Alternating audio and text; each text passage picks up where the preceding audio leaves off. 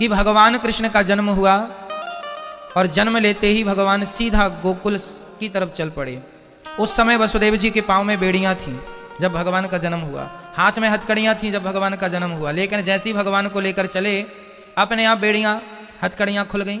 खोलना तो नहीं पड़ा ना किसी को, अपने आप हो गया। कारण क्या है? कारण यही है कि देखो, जब तक हम संसार की तरफ देखते हैं, संसार को चाहते हैं, तब तक ही बंधन होता है, तब तक हम बंधे हुए हैं संसार से।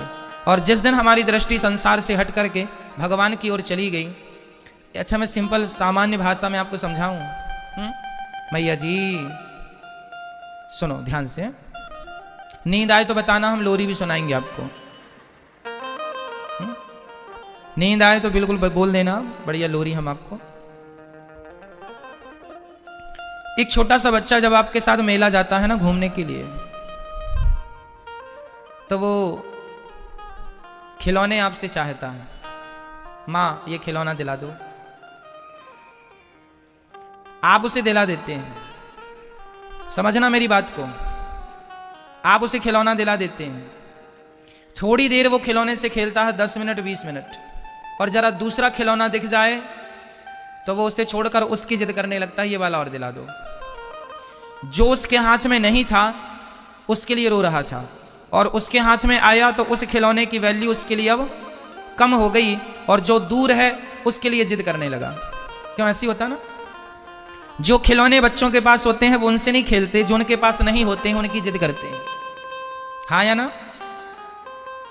माँ कहती है बहुत सारी बंदूकें तेरे घर में है, बहुत सारी, माँ ये बंदूक दिला दो हमें, माँ ये बॉल दिला दो हमें, माँ ये दिला दो हमें, जबकि वो ऑलरेडी उसके पास है घर में, पर जहां देखता है उसे वो जिद करता है हमें ये दिला दो।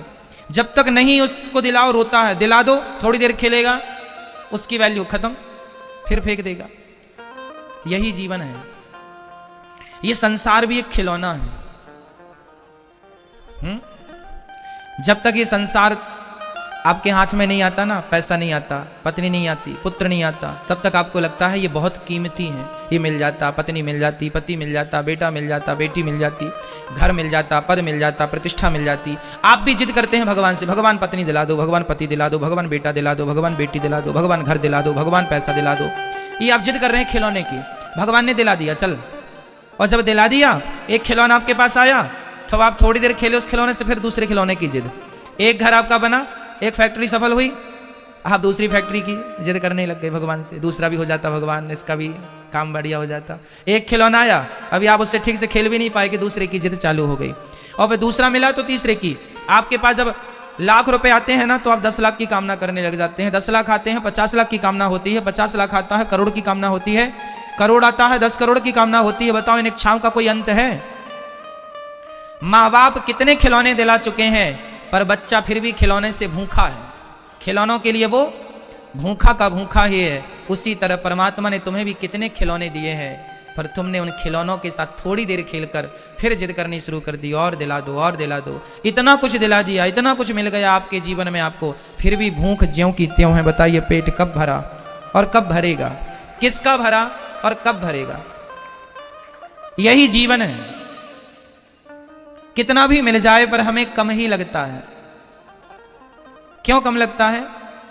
क्योंकि हमारी दृष्टि संसार की तरफ है। इसलिए हम कहा करते हैं कि संसार से थोड़ा सा मन हटाओ और जरा अपने आप को भगवान की तरफ मोड़ दो। थोड़ा संसार को देखा करो तो थोड़ा भगवान को भी देखा करो।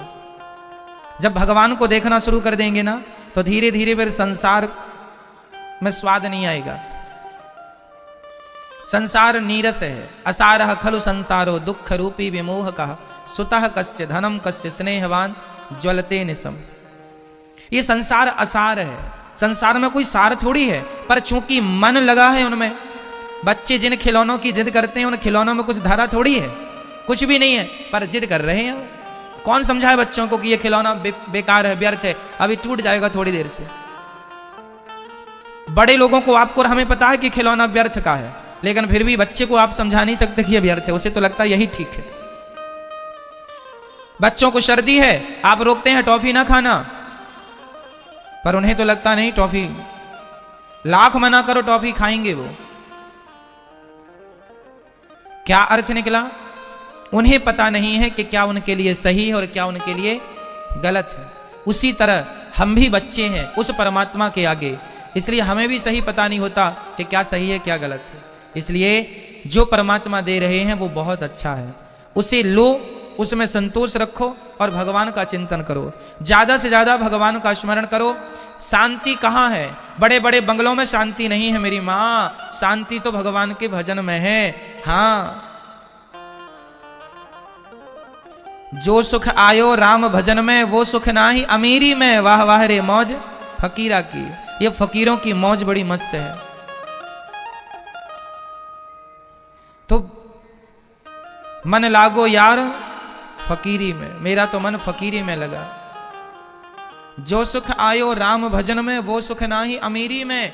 कितना भी अमीर हो जाए पर वो सुख नहीं है जो भगवान का चिंतन करने में। इसलिए वसुदेव जी बंधन में तब तक थे जब तक वो भगवान को नहीं देख रहे थे। भगवान को देखा, भगवान को लिया, चले भगवान को लेकर बंधन से मुक्त। आप संसार को लेकर चलेंगे तो बंधन हर जगह है, और भगवान को लेकर चलेंगे तो कहीं बंधन नहीं है किसी के लिए। इसलिए मन में भगवान हो और हम भगवान के लिए चले, भगवान के संग चलें। तू अकेला नहीं प्यारे, राम तेरे साथ में।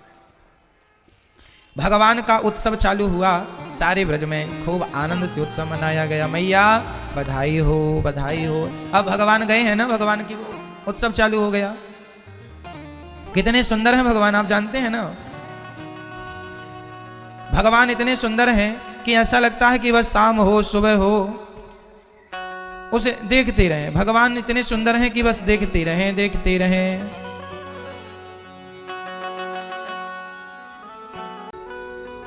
कितने सुंदर हैं भगवान। भगवान कितने सुंदर हैं। वो कितना प्यारा है सिंगार तेरी ले ओ नजर उतार, कितना प्यारा है।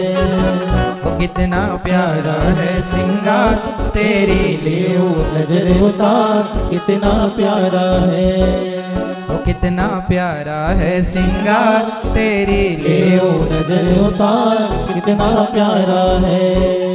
भगवान इतने सुंदर, कितने सुंदर हैं भगवान।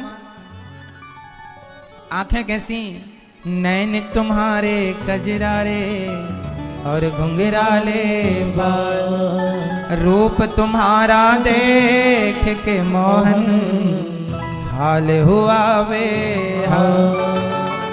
पीला पीतांबर कांधे पे सोहे, मोर छड़ी तेरे हाथ है। वाह वाह क्या बात है, वाह वाह क्या बात है। भगवान बहुत सुंदर है। इनकी आंखें अरे कितनी सुंदर है, देखो ना।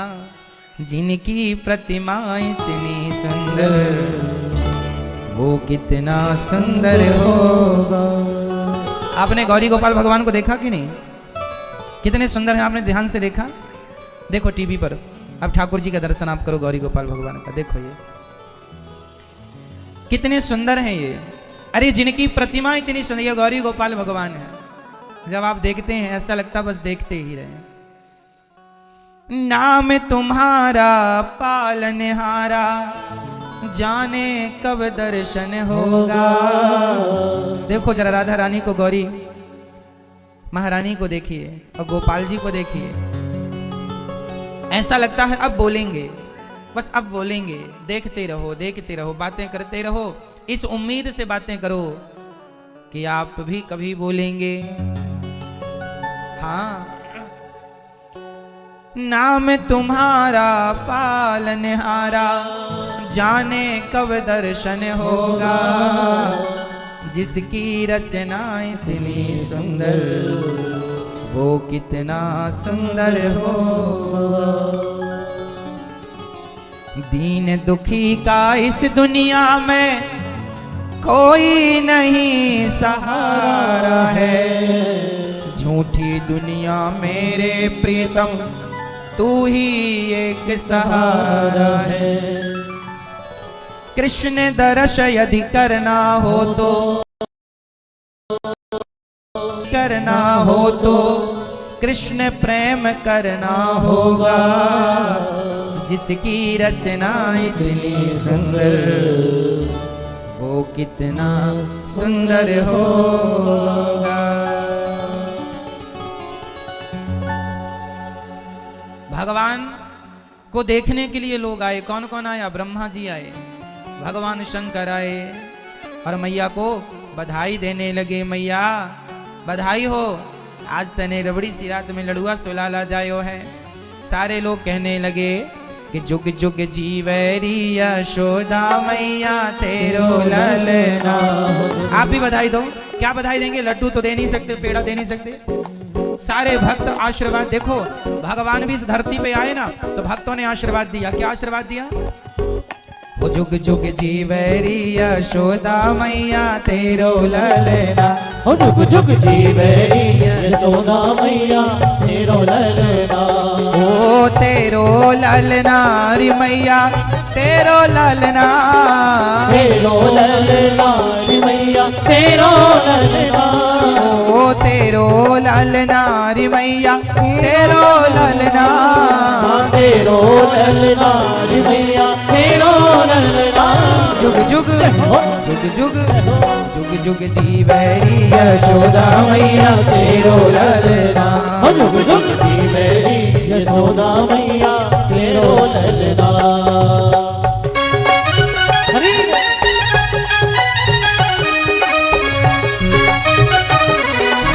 बधाई हो मैया।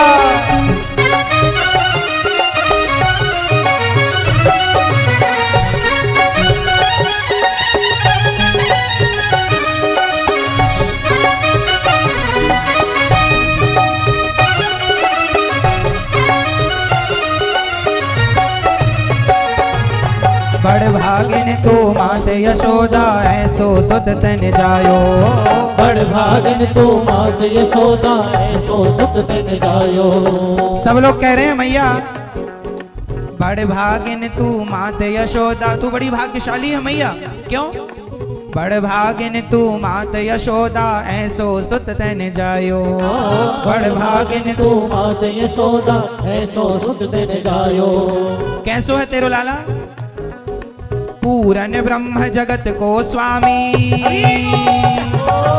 पूरन ब्रह्म जगत को स्वामी सोतन गोद खिलायो।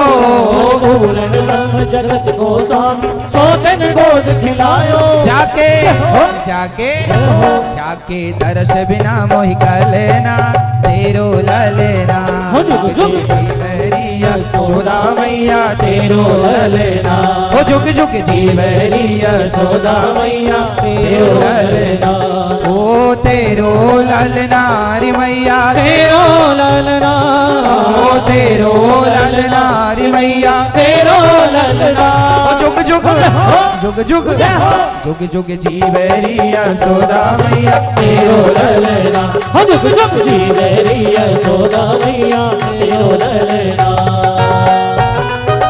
हे हरि बधाई हो।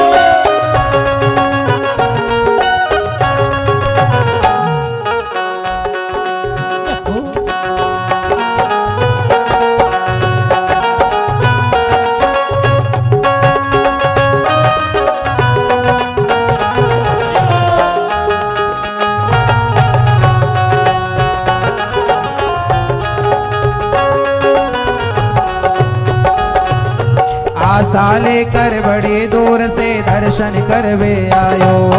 आशा लेकर बड़ी दूर से दर्शन करवे आयो। ओ आशा लेकर बड़ी दूर से दर्शन करवे आयो। आशा लेकर बड़ी दूर से दर्शन करवे आयो। मेरो इष्ट जगत को स्वामी सोतन गोद खिलायो। मेरो इष्ट जगत को स्वामी सोतन गोद खिलायो। जाके जाके जाके दर्श बिना मोहि कलना तेरो ललना। हो जुग जुग जीवैरी यशोदा मैया तेरो ललना। बधाई हो बधाई हो बधाई हो बधाई हो बधाई हो बधाई हो बधाई हो बधाई।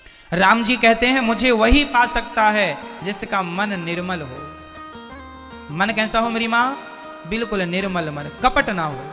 अच्छा, आप लोगों के अंदर कपट है या नहीं? 100 में से 99 लोग ऐसे हैं जो ये जानते ही नहीं कि कपट कहते किसे हैं। बताओ कपट किसे कहते हैं? क्या है कपट? कपट की परिभाषा क्या है? जो दोष मुझ में हैं,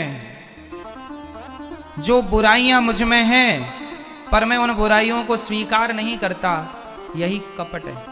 फॉर एग्जाम्पल, जैसे मैं कामी हूं पर हम स्वीकार नहीं करते कि हम कामी हैं। मैं क्रोधी हूं पर हम स्वीकार नहीं करते कि हम क्रोधी हैं।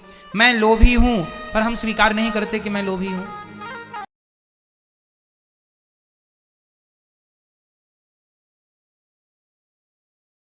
हमारे अंदर बहुत सारी बुराइयां हैं। अच्छा बताओ, आपके अंदर बुराइयां हैं या नहीं? तो सच्ची बताना, जितनी बुराइयां आपके अंदर हैं, क्या आपने इतनी बुराइयों को एक्सेप्ट किया है, स्वीकार किया है कि आप बुरे हैं? हम लोग हमेशा दूसरों को बुरा करार देते हैं, तुम बुरे हो, तुम बुरे हो, तुम बुरे हो, तुम बुरे। और हम अपने आप को दूध का धुला ही समझते हैं सारी जिंदगी। यही कपट है। तुम भी बुरे हो, लेकिन अपनी ना देखकर केवल दूसरों की बुराइयां जो देखे, वही सबसे बड़ा कपटी हुआ करता है। यही कपट की परिभाषा है। हम कहते ही नहीं। हम एक बार कोई अच्छा काम कर लें तो डिंडोरा पीटते, सुनो जी हमने अच्छा किया, और हमने बुरा काम किया हम एक बार भी नहीं बताते किसी को।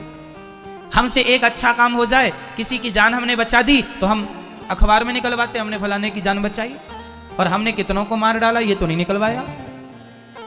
कितने लोगों का दर्द हमने, एक आदमी का हमने दर्द दूर कर दिया, आंखें पहुंच दी, तो हम डिंडोरा पीटते हैं, सुनो जी हमने तो उसे चुप कराया, उसके आंसू पहुंचे, उसको हमने सुख दिया। और कितनों को तुमने आंसू दिए, कितनों को सताया, तड़पाया, रुलाया, उसका हिसाब है ही नहीं। कपट है कि नहीं? ये बोलो, यही तो कपट है।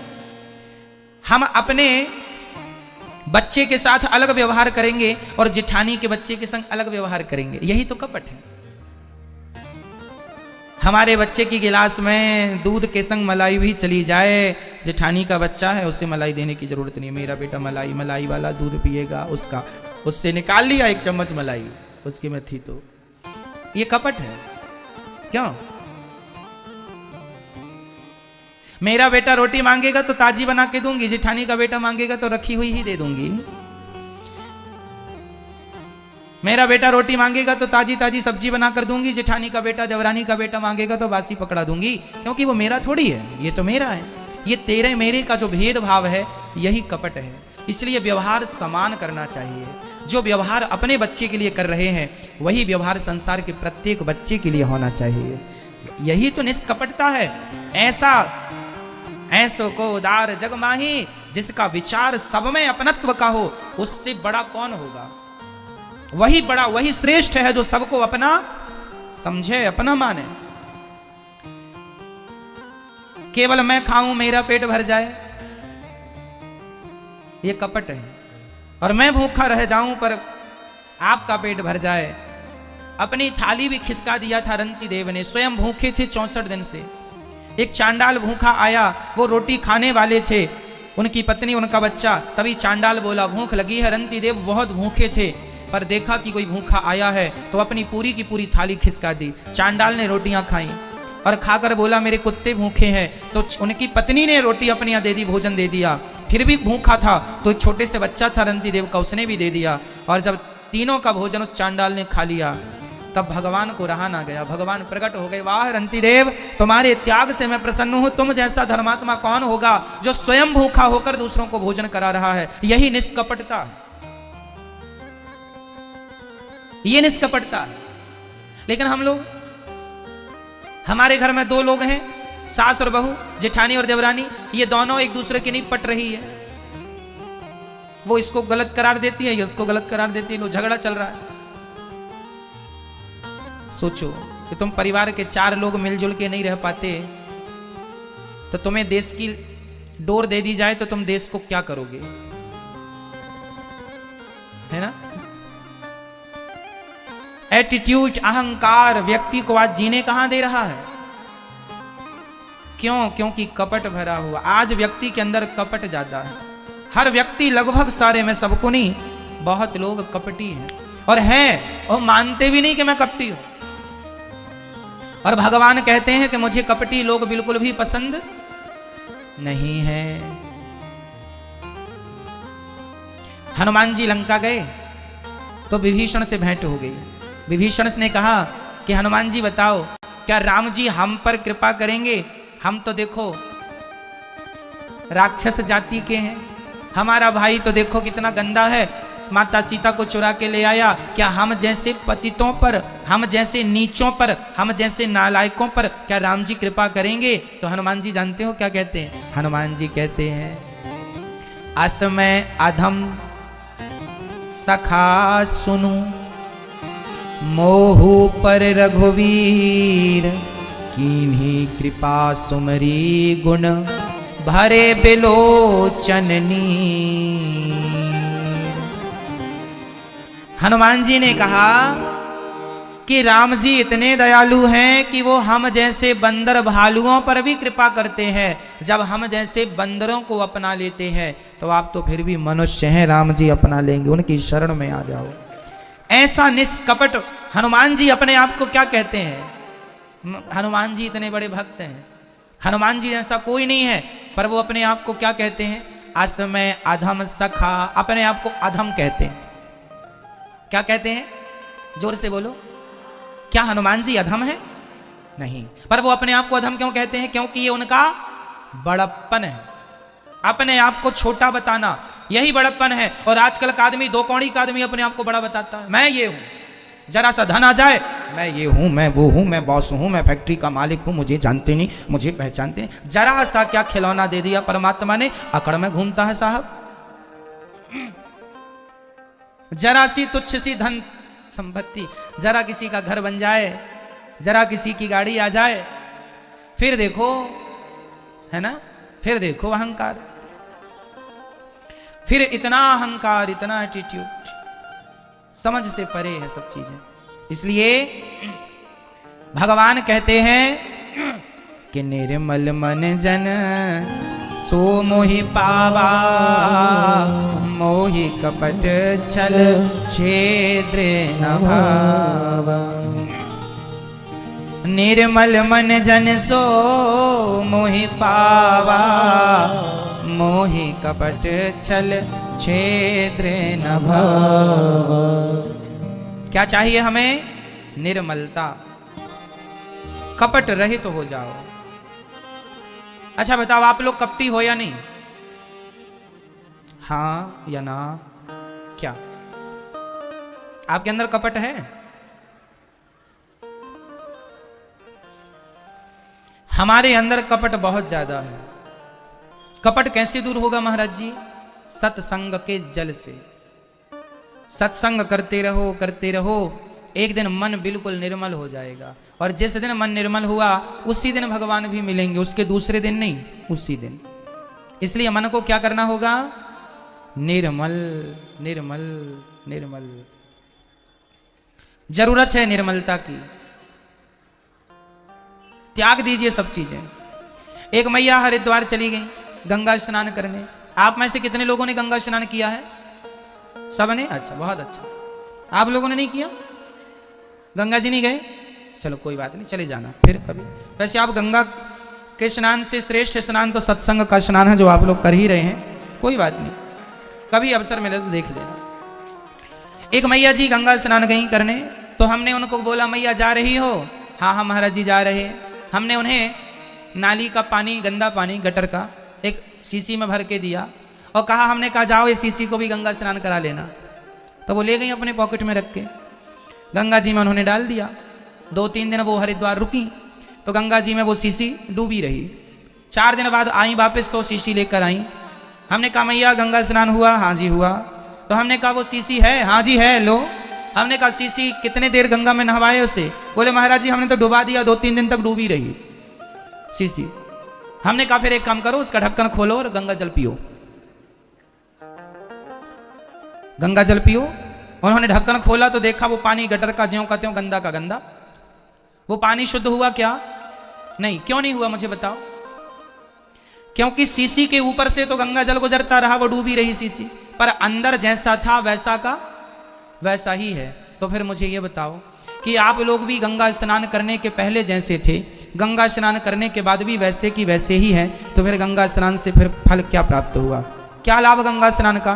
कि आप जैसे थे, आपके अंदर गंगा स्नान के पहले छल था, कपट था, ईर्ष्या थी, द्वेष था, नफरत थी, घृणा थी, और गंगा स्नान करने के बाद भी ऑलरेडी सब चीजें ज्यों की त्यों हैं। आप झूठ भी बोलते हैं, कपट भी करते हैं, छल भी करते हैं, क्रोध भी है, लोभ भी है, सब व्यर्थ की चीजें भरी पड़ी हैं। तो फिर गंगा स्नान का अर्थ क्या है? गंगा का पानी बाहर से गुजर गया, इससे फर्क नहीं पड़ता मेरी माँ। जब तक गंगा का जल आपके मन को शुद्ध नहीं करेगा, तब तक गंगा स्नान होगा ही नहीं। ये गंगा स्नान नहीं, गंगा स्नान उसे कहते हैं जब मन की मैल धुल जाए। हाँ, तन को बहुत धोया पर मन को, इसलिए हम कहते हैं मेरी माँ, मन को साफ करने में लगो, किसी से नफरत ना करो, घृणा नहीं, ईर्ष्या नहीं, द्वेष। हमें क्या फायदा होगा? हम अपने पड़ोसी से बहुत जलें, ईर्ष्या रखें, तो क्या हम इससे धन्ना सेठ हो जाएंगे? बताओ, कोई फायदा है आपका? रत्ती भर भी फायदा है तो बता दो, कोई फायदा हो तो हम करें। चलो, हम अपने पड़ोसी से जलते हैं, चलो जा, हम तुम सब मिल के जलते हैं, ईर्ष्या करते हैं, नफरत करते हैं, बुराई करते हैं, क्या हो जाएगा? तो काहे अपना ध्यान भटकाती हो? क्यों अपना समय गवाती हो मेरी माँ? जमाना कैसा है, इससे क्या करना, हम कैसे हैं? क्यों जी? आपको जमाने से मतलब है कि खुद से मतलब है? हम लोगों की कमी यही तो रह गई, हम बुरे थे पर हम दूसरों को कहते रहे तुम बुरे हो, तुम। अच्छा, आप में से कितने लोग बुरे हैं बताओ? आप बुरे हैं? आपके अंदर बुराई है, हाँ या ना? तो आज के बाद आप कभी ये नहीं कहेंगे कि तुम बुरे हो। हमें किसी की बुराइयां देखनी ही नहीं। यदि बुराई देखने का मन हो तो अपनी देख लो और अपनी देखकर उन्हें सुधार लो। हम बुरा जो देखन में चला, बुरा न मिलिया कोई, जो दिल खोजा आपुना, हमसे बुरा ना। हम ही बुरे थे पर कहते रहे तुम बुरे, तुम बुरे, तुम ना। जब हम दूसरों को एक उंगली उठाते हैं ना, तो हमारी तरफ 3 उंगली इशारा करती हैं। वो 1% बुरा है, तुम 3% बुरे हो, है ना? वो 1% बुरा है, तुम 3% बुरे हो। उसमें 1 बुराई है, तुम में 3 है, देखो 3 उंगली तुम्हारी तरफ होती है।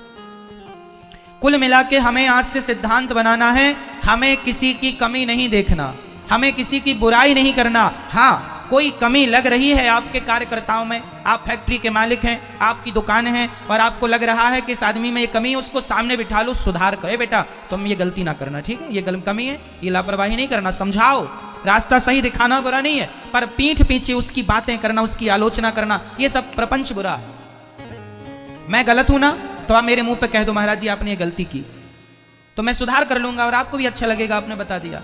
पर आप पीठ पीछे बात करें, अरे उन्होंने तो ये गलती की, ये है, वो है, ये है, 1 घंटे तक पंचायत की, क्या फायदा हुआ आपका? इसलिए नहीं देखना मुझे कि जमाना कैसा है, मैं कैसा हूं, मुझे मुझसे मतलब है, मैं अपने आप को ठीक करूं। मेरे में बहुत कमियां हैं, बहुत कमियां हैं, बहुत गलतियां मैं रोज करता हूं, सवेरे से शाम तक मेरे से बहुत गलतियां हो जाती हैं। मैं अपनी सुधारूं कि तुम्हारी देखता फिरूं। इसलिए आज से सिद्धांत बनाइए, हम किसी की कमियां नहीं निकालेंगे। सास बैठी बैठी बहुओं की कमी देखती रहती है, सासों की ये सबसे बड़ी गंदी आदत होती है, ये बहू में ये कमी है, ये कमी है, मेरी बहू ऐसी है महाराज, ऐसी है, ये कमी है, ये ऐसा। हम कमियां ही देखते हैं, हम गुण नहीं देखते, हम अच्छाइयां नहीं देखते। बहू सास में कमियां निकाले बैठी है, पति पत्नी में कमियां निकाले बैठा है, पत्नी पति में कमियां निकाले बैठी है, छोटा भाई बड़े भाई की कमियां देखता, बड़ा छोटे की देखता। सारी जिंदगी तुम्हारी कमियां देखने में लग जाएगी, तो कमी कमी कमी कमी देखते देखते तुम में ही लाखों कमियां हो जाएंगी। जमाने की तो सुधरे ना सुधरे, तुम और बिगड़ जाओगे, तुम अपने रास्ते से भटक जाओगे। इसलिए हमें देखना ही नहीं है। हाँ, गलती कोई कर रहा, बोल दो, खत्म बात।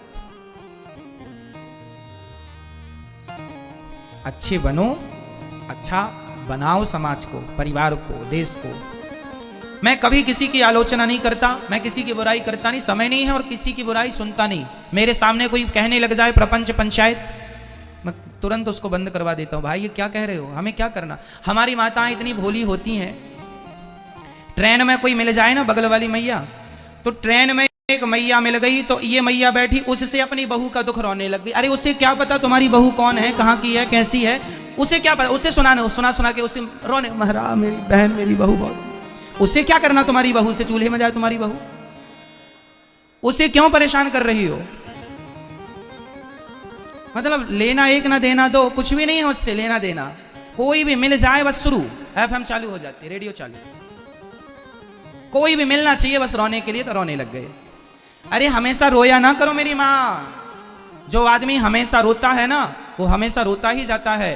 कहते हैं ना, गेहूं की फसल बोने से गेहूं के फल प्राप्त होते हैं, आम की फसल बोने से आम के फल प्राप्त होते हैं, इमली की फसल बोने से इमली के फल प्राप्त होते हैं। जब दुखी ही दुख बोओगे तो दुखी की फसल आएगी, दुखी रहोगे। इसलिए अपना अपने अपने घरन का दुख ना कहियो रोई, सुन इठले हैं लोग सब बांट न ले हैं कोई। मत कहो कि आप दुखी हैं, यदि दुख कहना ही है तो अपना दुख केवल भगवान को सुनाया करो। प्रभु मैं आपसे कहूंगी या कहूंगा और किसी से नहीं कहूंगा, मुझे क्या फायदा किसी से कहने से, हमें क्या मिलेगा और सामने वाला कर भी क्या लेगा। अब ट्रेन में बैठी एक मैया आपको मिल गई, आपने सुनाया, क्या कर लिया उसने।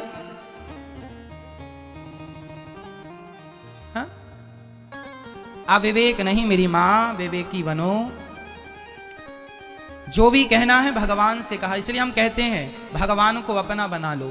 जो भी कहना है अच्छा बुरा सब भगवान से कहा करो, किसी से कुछ कहने की जरूरत ही नहीं है। दुनिया के लोग सुनते भी कहाँ हैं, सुन करके समझते कहाँ हैं। तुम्हारी भावनाओं की कोई कद्र नहीं करता है ना। इसलिए भगवान को सुनाइए, उन्हें कहिए, वो सब कुछ जानते हैं, समझते हैं और सुनते भी हैं। कई लोग कहते हैं भगवान सुनते नहीं हैं, ना मेरी माँ सुनते हैं, सुनते हैं, उनसे कहा करो। बस उन्हें अपना मान के कहो, जैसे तुम पड़ोसन को अपना मान के सुनाती हो ना, पड़ोसन को तो अपना मान लेती हो पर भगवान को अपना नहीं मान पाती हो। एक छोटा सा बच्चा रो रहा था, माँ ने चुप कराया, टॉफी ले ले, खिलौने ले ले, नहीं चुप हुआ। माँ ने बहुत समझाया, बेटा चुप हो जा, चुप हो जा, चुप हो जा, नहीं रोते जाए। माँ को गुस्सा है, एक और दिया, ले रोता है। और रोते हुए बच्चे को माँ और रुलाती है और हंसते हुए बच्चे को और लोग बोलो हंसाते हैं ना। कोई बच्चा हंसने लगे तो आप भी उसे गुदगुदा करके हंसाएंगे, तो हंसते हुए को हंसाया जाता है और रोते हुए को। अच्छा कोई बच्चा रोने लगे तो आप उसे और चिढ़ाएंगे ताकि वो और रोए, तो रोते को ही रुलाया जाता है, हंसते को ही हंसाया।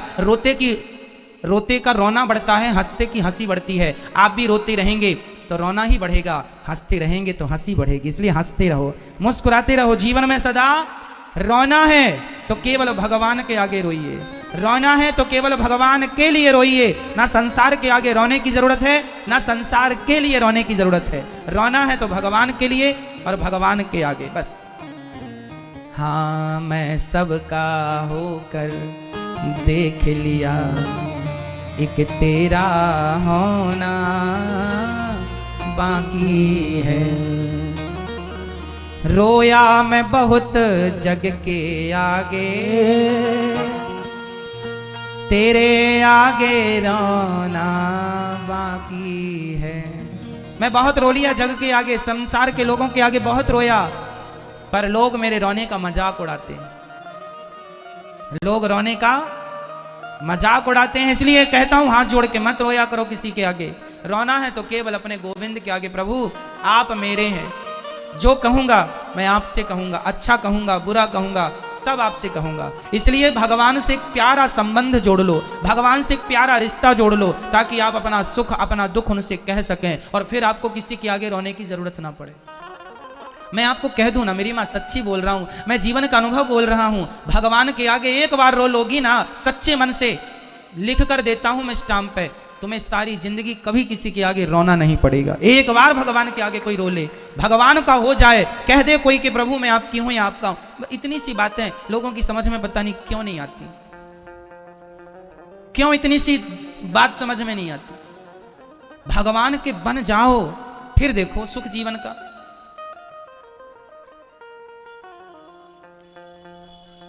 बहुत सुख मिलता है। गोपियां भगवान के लिए रोया करती हैं। हिमालय में एक संत जी के बारे में मुझे पता चला, मैंने दर्शन तो नहीं किया। हिमालय से एक संत जी आए थे पिछले साल। उन्होंने मुझसे बताया कि हिमालय में जब जैसे पट बंद हो जाते हैं ना बद्रीनाथ जी के, तो सारे लोग नीचे आ जाते हैं क्योंकि वहां बर्फ ही बर्फ होती है। उस समय भी कुछ संत वहां रहते हैं, उससे ऊपर भी रहते हैं। तो एक संत जी वहां से आए थे, जो वहां बर्फों की चादर में ही रह के भजन करते हैं, वो आए थे। तो दास ने, मैंने दर्शन किया उनका।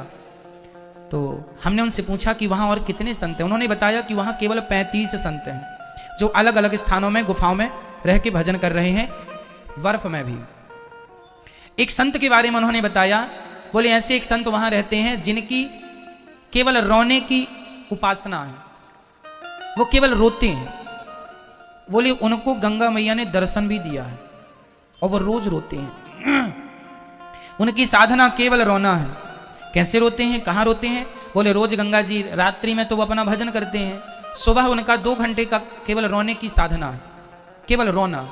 गंगा जी के किनारे बैठ जाएंगे और केवल हे कृष्ण, हे कृष्ण, हे गोविंद, हे मनमोहन, ऐसा कह कह के केवल रोते हैं। हे मुरलीधर, हे वंशीधर, हे श्याम सुंदर, हे श्रीमन नारायण, हे श्री सीताराम, ऐसा कहते जाते हैं। हे मनमोहन, गोपियां रोती हैं ना, हे कृष्ण कहाँ चले गए, हे वंशीधर कहाँ चले गए, हे प्राण प्यारे कहाँ चले गए, हे मनमोहन कहाँ चले गए, हे गोविंद कहाँ चले गए, ऐसा गोपियां कहती हैं ना। तो वही संत उन गोपियों के भाव से वो वहां पर केवल भगवान की याद में रोते हैं। हे गोविंद, हे गोविंद, हे गोविंद, ऐसा कहते जाते हैं और रोते जाते हैं। 2 घंटे तक उनकी आंखों से झरझर झरझर आंसू गिरते जाते हैं। केवल रोते हैं, केवल रोते हैं, केवल भगवान की याद में रोते। ये तो हिमालय की बात है। उन संत का कोई दर्शन कर नहीं सकता, क्योंकि हिमालय है, मुझे भी नहीं पता कि वो कहाँ है। उनके बारे में वहां रहने वाले संत दुर्गम स्थानों में रहते हैं, जहां जाना हम सभी के लिए सहज नहीं है, केवल रोते हैं। ऐसा प्रेम भगवान के चरणों में है ना। और मैं जगन्नाथपुरी गया था। जगन्नाथपुरी में भी मैंने एक माँ का दर्शन किया।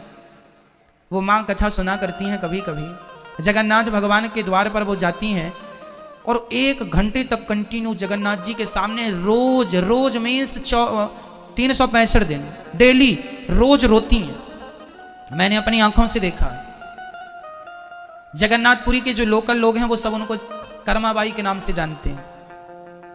कर्माबाई जगन्नाथ जी के आगे जाएंगी, बस किनारा पकड़ लेंगी, वहां रोती रहेंगी, बस रोती रहेंगी, रोती रहेंगी। तो जब वो रोती है ना तो उनकी आंसू यहां से गिरते हैं, सारी साड़ी को गीला करता हुआ उनके आंसू जमीन पर, पत्थर पर टपकने लग जाते हैं। इतना रोती है। ऐसा नहीं कि थोड़ा बहुत, और फॉर्मेलिटी नहीं कि अब रो रही ना जी, एक प्रेम है भगवान के प्रति। जैसे एक माँ अपने बच्चे की याद में रोती है, ऐसे भक्त एक भगवान की याद में रोता है। ये प्रेम है, ये प्रेम है। ये प्रेम कौन जानेगा? वही जानेगा, जैसे जो प्रेमी है वो जान जाएंगे। खग जाने खग ही की भाषा। वो रो रही हैं। एक बार मैं, ये दास अनिरुद्ध, ये जगन्नाथपुरी जब हम गए पहली बार, तो हमने जगन्नाथ जी को देखा तो मेरी भी आंखों से आंसू आ गए। तो पता नहीं उनकी नजर मुझ पे पड़ गई कहीं से। मैंने तो उनको देखा नहीं था, मैं तो जानता भी नहीं था, पहली बार जगन्नाथ जी गया।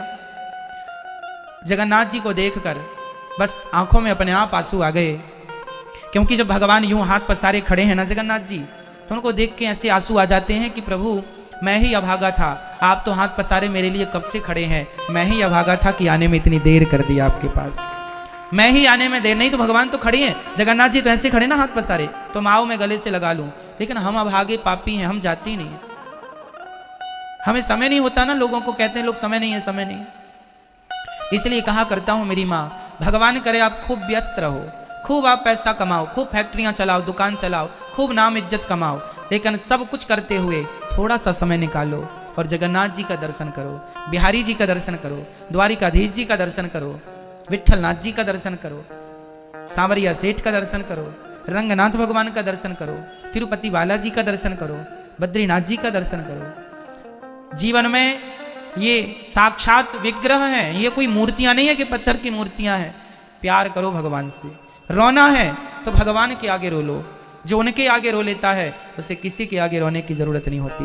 वो प्रेम होता है। बिहारी जी को देखो तो आंखों में अपने आप आंसू आ जाएं, हम कहें फिर आए ना जी, वो आपका नेचुरल प्यार होना चाहिए। कई लोग बिहारी जी का दर्शन करते हैं, दर्शन करके आ जाते हैं। ये मिलना नहीं हुआ। मिलना कैसा होता है? जब आपकी पुरानी सखी मिल जाए, बचपन की सहेली मिल जाए, तो आप उसे गले लगाते हैं ना। आपका बचपन का दोस्त मिल जाए बहुत प्यारा, उसे गले लगाते हैं ना, आंसू भी आ जाते हैं। बताइए, आपका बेटा 4 साल बाद काम करके आपके पास आया, तो ऐसी कौन माँ होगी जो अपने बेटे को 4 साल बाद मिली होगी और गले लगाकर रोए ना? अरे कौन सी माँ होगी जो अपनी बेटी को गले लगाकर रोए ना? क्यों जी, है कोई एक माँ ऐसी? 4 साल बाद बेटी आई तो माँ गले लगा के रोती है, बेटा आया माँ गले लगा के रोती है। अरे पति पत्नी भी सालों बाद मिलते हैं तो वो एक दूसरे को गले लगाकर आंखों में आंसू आते हैं। यही तो प्यार है। आंसू ही हमारे प्रेम का सबूत हुआ करता है। यदि प्रेम से आंसू निकल आए, यही प्रेम है, सबूत है ये। इसलिए संसार में जितने भी भक्त हुए हैं सब भगवान के लिए रोते थे, क्योंकि उनके आंसू ही उनके प्रेम का सबसे बड़ा सबूत है। इसलिए भगवान की याद में जब आंखों में आंसू आ जाएं और भगवान के लिए जब नेचुरल आंसू आ जाएं, अपने आप देखते रो पड़े आप सिसक के, फपक फपक के, तब समझ लीजिएगा ये प्यार है, ये प्रेम है। और मैं आपसे प्रार्थना यही करूंगा कि भगवान से सच्चा प्रेम कीजिए। संसार के लोगों से फॉर्मेलिटी चलेगी, हम उल्टा करते हैं। हम संसार के लोगों से रियल प्यार करते हैं और भगवान के आगे खड़े होते हैं फॉर्मेलिटी। दर्शन किया बिहारी जी का, माला वाला खरीदी और फेंका भगवान की तरफ, मिठाई के डिब्बे फेंके और चले आए, है ना? कोई फीलिंग ही नहीं है, कोई भाव ही नहीं है, कोई भावना ही नहीं है। हम बिहारी जी के दर्शन करने जाते हैं, लोग आते हैं दर्शन करते हैं, बाहर हो जाते हैं। अरे ये कोई दर्शन थोड़ी है, भावनात्मक जुड़ाव होना चाहिए भगवान से। देखते ही आंखों में आंसू आ जाए। आप कितने साल बाद बिहारी जी को देखे हो, मुझे बताओ। आप कितने साल बाद आई हो मैया वृंदावन, या कितने महीने बाद आई हो? पहली बार आए? आप में से कुछ लोग पहली बार होंगे, आप में से कुछ लोग महीने भर बाद आए होंगे, आप में से कुछ लोग हफ्ते भर बाद आए होंगे, आप में से कुछ लोग साल भर बाद आए होंगे। तो मुझे उत्तर दीजिए, आप इतनी दिनों बाद आए तो बिहारी जी को देखकर आपको आंखों में आंसू नहीं आए? अरे जब आंखों में आंसू आ जाएं उनसे मिलकर, तभी वो दर्शन सफल होता है। अब तो बिहारी जी को इतने प्रेम से देखो, इतने भाव से देखो, राधा रमण जी को, राधा वल्लभ जी को, श्याम सुंदर को, कि वो मंदिर से निकल करके हमारे मन के मंदिर में आकर के बैठ जाए। यही सच्चा दर्शन है। अब कोई जगन्नाथ जी जाए, अरे रोज रोज तो देखो जगन्नाथ जी जाना नहीं होता, मैं भी रोज रोज नहीं जा पाता, लेकिन जब भी जगन्नाथ जी जाओ तो भगवान से मिलो, प्यार से मिलो, बार बार देखो। कई लोग जगन्नाथ जी जाते हैं तो मंदिर में कम बैठते हैं, समुद्र ज्यादा जाते हैं। तुम समुद्र देखने आए हो कि भगवान को देखने आए हो? कई लोग वृंदावन आते हैं, भगवान का दर्शन 2 मिनट करेंगे, चाट फुड़की पकौड़ी लस्सी घंटे भर पिएंगे। अरे पगले, ये तो सब तुम्हारे गांव में भी मिल जाता है, तुम्हारे शहर में भी मिल जाता है, चाट पकौड़ी इत्यादि। दर्शन कर लो इत्मीनान से, खूब दर्शन करो, बार बार दर्शन करो, बिठा लो उन्हें अपने मन मंदिर में। प्यारा दर्शन, भगवान का दर्शन। कई लोग, महाराज जी हम वृंदावन घूमने आए, गलत है ये। वृंदावन घूमने की जगह नहीं है। वृंदावन एक ही उद्देश्य से आना चाहिए। हम वृंदावन घूमने नहीं आए, हम वृंदावन में बिहारी जी से मिलने आए हैं, बिहारी जी का दर्शन करने आए हैं। हम भगवान से मिलने आए हैं, भगवान का दर्शन करने आए हैं। हम वृंदावन घूमने, ये कोई कुल्लू मनाली थोड़ी है कि घूमने जा रहे हो। घूमना तो कुल्लू मनाली जाते हैं लोग घूमने के लिए, इत्यादि और जगह। तीर्थ घूमने नहीं आना चाहिए। कई लोग कहते हैं बस द्वारिकाधीश जा रहे हैं महाराज, काहे जा रहे? घूमने जा रहे हैं। अब द्वारिका कोई घूमने की जगह है? बताओ, द्वारिकाधीश कोई घूमने की जगह है? अरे द्वारिका में तो हमारे द्वारिकाधीश का दर्शन करने जाओ। भगवान का उद्देश्य भगवान होना चाहिए जाने का, ये नहीं कि हम घूमने जा रहे हैं। अब द्वारिका जा रहे हैं, अब समुद्र में खूब नहाएंगे, खूब नहाएंगे, खूब नहाएंगे। ये कोई तुम क्या करने जा रहे हो? एक सज्जन बोले हम जगन्नाथ जी जा रहे हैं, काहे जा रहे हैं? घूमने जा रहे हैं। जगन्नाथ जी कोई घूमने की जगह है? बताइए, पूरी कोई घूमने की जगह है? अरे जगन्नाथपुरी घूमने की जगह नहीं है।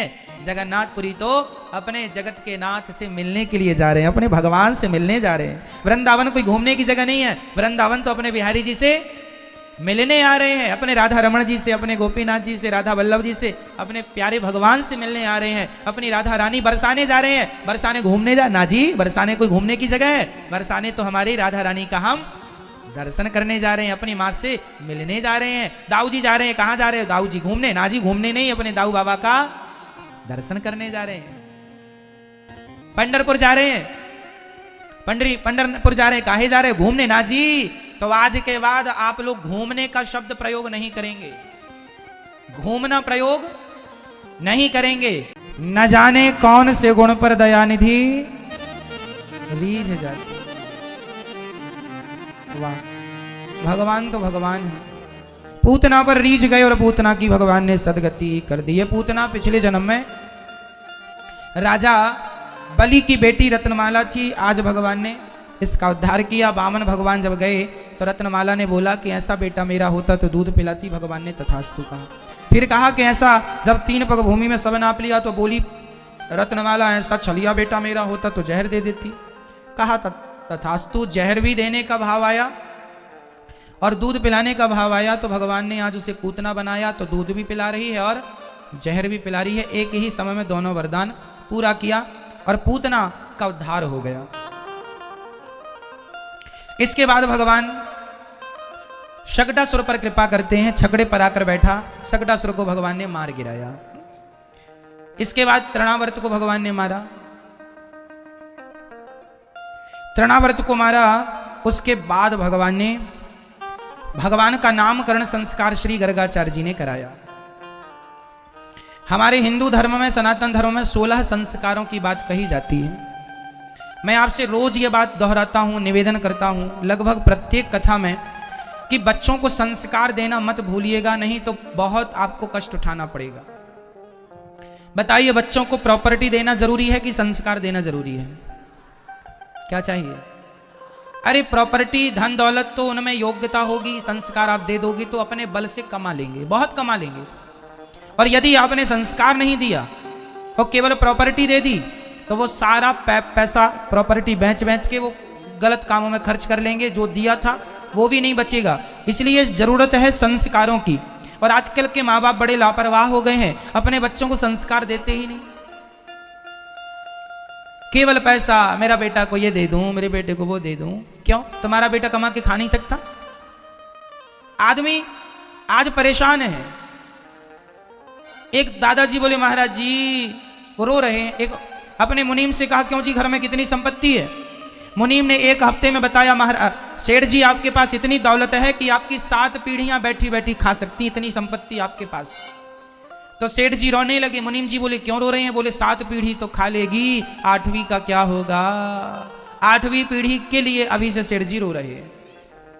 तो आजकल आप क्यों रो रहे हैं, क्यों परेशान हैं? बच्चों के लिए। अरे बच्चों को योग्य बनाओ, अपने भाग्य का सब कमाते खाते हैं। तुम अपना मस्ती से भगवान का चिंतन करो और जो भी तुमने कमाया है कुछ अंश बच्चों को देकर उसे अपने धर्म से जोड़ना स्टार्ट करो। जो तुमने कमाया है वो धर्म में लगाओ। बेटों को दे जाओगे जरूरत से ज्यादा, कहते हैं ना फ्री के धन की वैल्यू नहीं होती। ज्यादा दे जाओगे बच्चों को फ्री में, बिना मेहनत का मिल जाएगा तो बच्चे अकर्मण्य हो जाएंगे और वो केवल शराबी और परस्त्रीगामी बन जाएंगे। इसलिए सुरा और सुंदरी में उनका मन ना लगे, इसलिए उन्हें मेहनत करने वाला बनाओ, कमाओ और खाओ। मैंने 6वीं 7वीं क्लास में मुंशी प्रेमचंद्र जी की एक कहानी पढ़ी थी, आपको भी पढ़ने को मिला होगा। अपनी कमाई नाम था, हिंदी की पुस्तक में ये कहानी थी, 6वीं 7वीं में थी, आज तक मुझे याद है। अपनी कमाई। एक राजा ने अपने बेटे से कहा जाओ कमा के लाओ। तो बेटा गया, माँ से मांगा, माँ पैसे दे दो। पिताजी ने कहा है कमाना है, कहाँ कमाने जाएं? तो माँ ने जल्दी से 2 रुपए निकाल के दे दिए। बेटा गया और पिताजी मैं 2 रुपए कमा के लाया हूँ। पिताजी ने 2 रुपए लिए और उसे भट्टी पे डाल दिया, आग में फेंक दिया। 2 रुपए खत्म। अरे पिताजी आपने फेंक दिया, जा कमा के ला फिर से। फिर चला कमाने तो मामा से, मामा जी पिताजी ने कहा कुछ दे दो। मामा ने 5 रुपए दे दिए। 5 रुपए राजा ने उसे आग में जला दिया। जा कमा के ला। राजा ने घोषणा कर दी अपने रिश्तेदारों से, सुनो इसे कोई पैसा ना देगा। अब वो सबसे मांगे, सब डर के मारे पैसा उसे ना दे, और वो मजबूर हो गया कमाने के लिए। काम ढूंढने चला, भैया कोई काम मिल जाए, पिताजी ने कहा है। तो काम तो कहीं मिला नहीं। एक लोहार लोहा पीट रहा था, तो घन पटकने के लिए उसे कहा कि तू सुबह से शाम तक घन पीटेगा, तब मैं तुझे 75 पैसे दूंगा। कितना? 75 पैसे। अब उसने उठाया घन और गर्म लोहे पर पीटा। साहब पहली बार मेहनत किया, पसीना निकल रहा, नस नस ढीली पड़ गई। वो पटकता जा रहा, थक जाए बैठ जाए, फिर पटके फिर बैठ जाए। और लोहार डांट रहा, क्या फ्री का पैसा लेगा क्या, काम कर। अच्छा लोहार को पता नहीं था कि ये राजा का बेटा, उसको तो लगा आम आदमी। खूब घन पटकवाया उसने, जैसा सबके साथ करता है वो। 75 पैसे उसने शाम को 4 बजे दे दिए। 75 पैसे लेकर चला पिताजी ये कमा के लाया हूं। पिताजी ने छीना और आग में डालने वाले थे, दौड़ पड़ा, पिताजी इसे मत डालना आग में, मैंने कमाई की है, मुझे पता है कि 72 पैसे कहां से आए। राजा ने तुरंत खड़े होकर बेटे से कहा, बेटा अब तू राजा बनने का अधिकारी हो चुका है, अब तू राजा बनेगा। बच्चों को यह पता तो चले कि पैसे कहां से आते हैं, कैसे कमाए जाते हैं। बाप की संपत्ति खूब उड़ाते हैं धड़ल्ले से, और मां बाप भी तुम देते ही जाते हो। अरे उनके कंधे तो मजबूत होने दो, काम करवाओ, उन्हें पता चले पैसे कहां से आते हैं तो वो उसका सदुपयोग करेंगे। नहीं तो बच्चे पिताजी से डिमांड क्या करते हैं, हमें बड़ा फोन दिलाओ, महंगा वाला दिलाओ, आईफोन दिलाओ हमें। उन्हें पता ही नहीं कि लाख रुपए कहां से आता है। कमाएंगे तो पता चलेगा कि लाख रुपए कमाने में। मजदूर आदमी भारत में ऐसे ऐसे लोग हैं जिन्होंने अपने जीवन में लाख रुपए नहीं देखे। उम्र बीत जाती है, एक साथ वो लाख रुपए नहीं देख पाते। 300 रुपए, 200 रुपए, 500 रुपए रोज कमाने वाला लाख रुपए। भारत में से कितने लोग हैं जिनके पास 20,000 भी नहीं है बैलेंस। और आप यदि ईश्वर ने दिया है तो उसका दुरुपयोग ना कीजिए। बच्चों को पैसा देने का मना नहीं करता हूं, पर पहले उन्हें संस्कार दे दो, उन्हें यह पता लग जाए कि पैसे कैसे कमाए जाते हैं, कितनी मेहनत से पैसा मिलता है। आज लोग व्यर्थ के खर्चे, आज बाप की राज में बेटा 5-5 हजार का जीन्स पहनता है,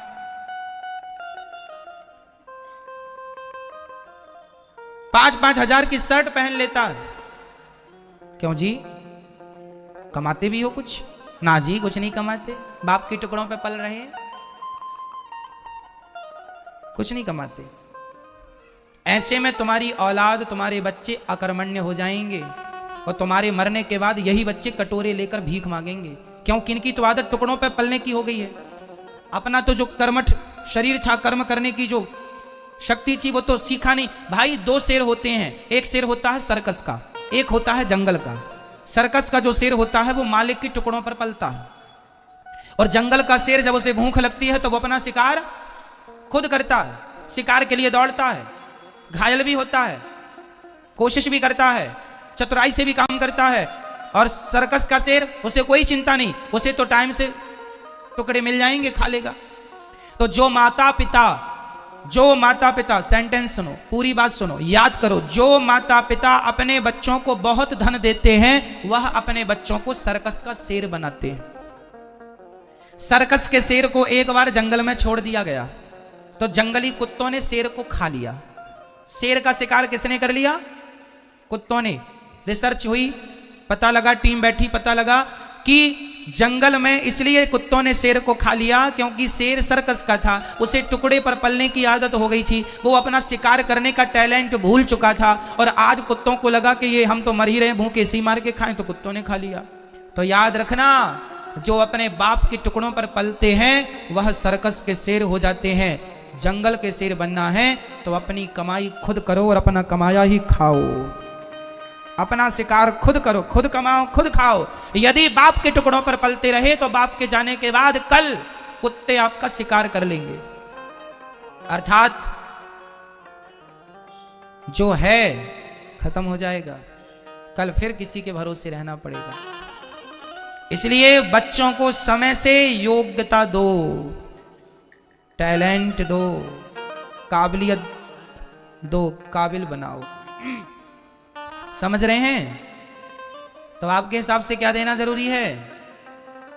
हाँ, सर्कस का शेर बनाओगे बच्चों को कि जंगल का? बोलो, जंगल का बनाओगे। इसलिए जंगल के शेर को राजा कहते हैं, सर्कस के शेर को राजा नहीं कहते। सर्कस का शेर तो गुलाम होता है, जैसे मालिक कहेगा वैसा उसे करना पड़ेगा। तो आप भी बच्चों को गुलाम ना बनाओ और बच्चों से कह दो कमाओ खाओ, और बच्चों को बड़ी बड़ी गाड़ियां उनके कहने पर ना दो। बेटा पहले कमाओ फिर गाड़ी अपने से खरीदो, कमाओ फिर अपने से मोबाइल बड़ा वाला खरीदो। अभी 2000 रुपए का मोबाइल दिला दो बस, बाकी बड़ा वाला अपने पैसों से खरीदो कमा के। भाई मैं तो अपनी बातें करता हूं, ये दास अनिरुद्ध, मैंने अपने जीवन में जो कमाया है उसी का उपयोग किया है, उसी को खर्च किया है, उसी से जीवन में। मैं तो देखो ज़्यादा शौक करता नहीं हूँ, मेरी ज़्यादा इच्छाएं भी नहीं हैं, पर जीवन में जो भी किया है वो पिता के भरोसे नहीं। पिता ने तो संस्कार दिए हैं, पिता के द्वारा जन्म हुआ, इसी से उनका थैंक यू कहता हूँ, धन्यवाद कहता हूँ, उनके चरण धोकर पीता हूँ। लेकिन इससे ज़्यादा मैं अपने माँ बाप पर भी बोझ नहीं बनना चाहता। वो बच्चे समझदार होते हैं जो अपने माँ बाप पर बोझ, कितने बच्चे हैं जो माँ बाप पर बोझ हैं भारत में, हाँ या ना? माँ बाप पर बोझ बने, कमाते नहीं, रोते हैं नहीं, और रोते हैं पिताजी ने, हमारे महाराज हमारे पिता ने तो हमें कुछ नहीं दिया, कुछ नहीं दिया। लो पगले, इतना बढ़िया शरीर दे दिया है, ये दो हाथ दे दिए, ये कम है? कमा ले इनसे तो तू क्या नहीं कर सकता। अब रोना है तो सारी जिंदगी रोते ही रहेगा। तुम्हारा शरीर करोड़ों का है, खाली हाथ छोड़ दीजिए कर्मठ आदमी को, 1 रुपए भी मत दीजिए, बिना पैसों के वो करोड़पति हो जाएगा। यदि खोपड़ी में कुछ है तो, दिमाग है, बुद्धि है, संस्कार है तो कुछ भी कर लेगा, और नहीं है कुछ भी संस्कार इत्यादि तो करोड़ देख के ही अलग करना, करोड़ से वो रोड पर खड़ा मिलेगा कुछ दिनों बाद। इसलिए गलती ना करना।